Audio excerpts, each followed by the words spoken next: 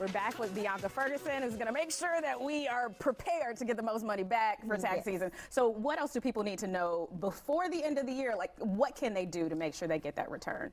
First of all, don't lie. Okay. Yeah, don't plan on that. Don't lie, but I always put my individual tax preparers in a different, individual people that get their taxes done differently from their businesses, right? Okay. So the individual people, to maximize your deduction, I would advise someone to check out how much charitable contributions they made. Make sure that they can actually make those charitable contributions to lower their taxable income down. So there's still time if they do want to make those contributions before the end of the year, it'll count. Absolutely. Before December 31st, they should be considering maximizing any HSA accounts that they have. That will also lower their tax liability.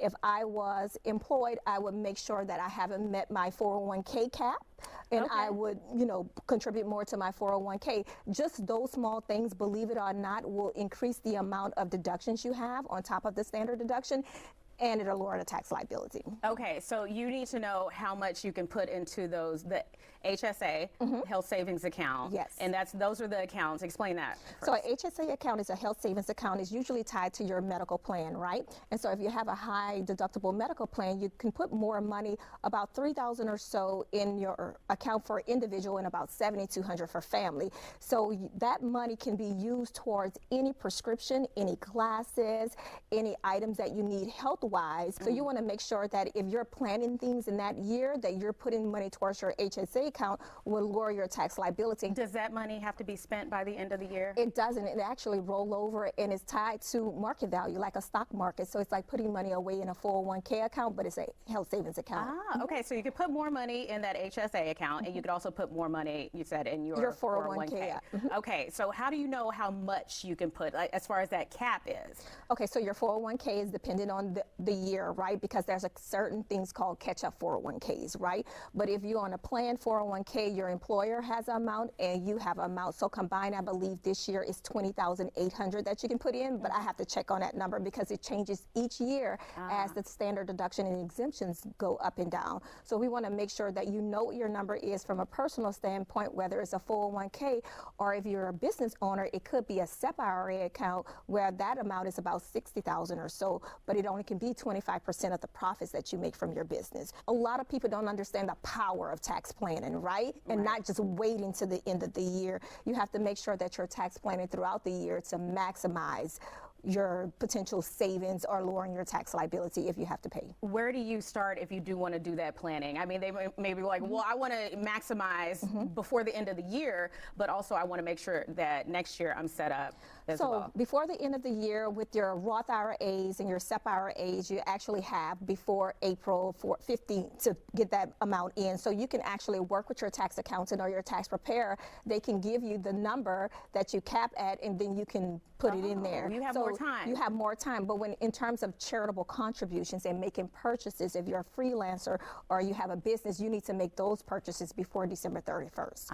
And so you know how on social media, when I think about purchases on social media, everybody's always telling people, buy a Range Rover, do this. Yeah. First of all, stay away from the TikTok tax from the accountants. tax Please. Okay.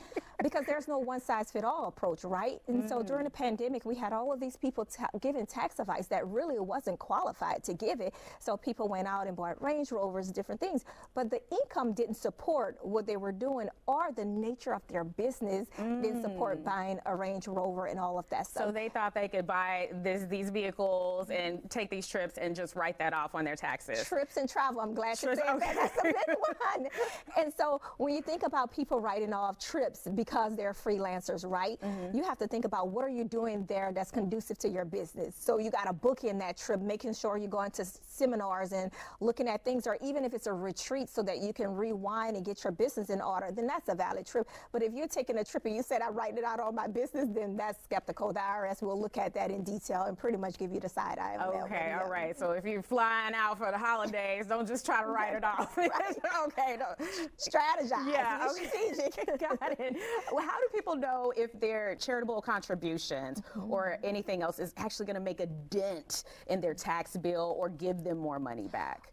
It's all a function of how much money you make, what your standard deduction is, what your family deduction is. Because you and I could have the same amount of income, the same amount of children, but our standard deductions and our charitable contributions may be different because I may have mortgage interest, right? So that's going to put me over the family deductions, and anything over the family deduction could be written off. Something that happened in 2020 that most people are not aware of, we don't have exemptions no more. We only have deductions. So you have your standard deduction per one person, and then you have a family deduction or a head of household deduction.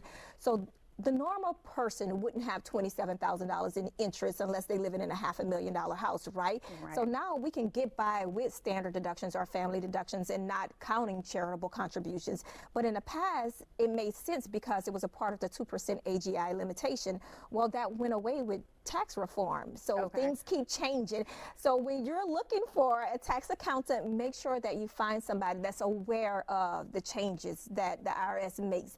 And they're also in tune with all of the changes that change from year to year, because it changes year to year for sure. Is there a way to get with that tax person? I mean, not waiting until tax time, but right now go ahead and get with them and figure that out. What else you could do before the end of the year? Yeah, that's called tax planning, right? So you should pregame. My advice would be to meet with your person quarterly, especially if you're making changes in your life, right? Maybe lifestyle changes, getting ready to purchase a house, getting ready to start a business. That person should be able to guide you and assist you on, you know, what your income looks like right now. If I plan and strategize what the potential tax liability or refund would be at the end of the year if we continue on that route.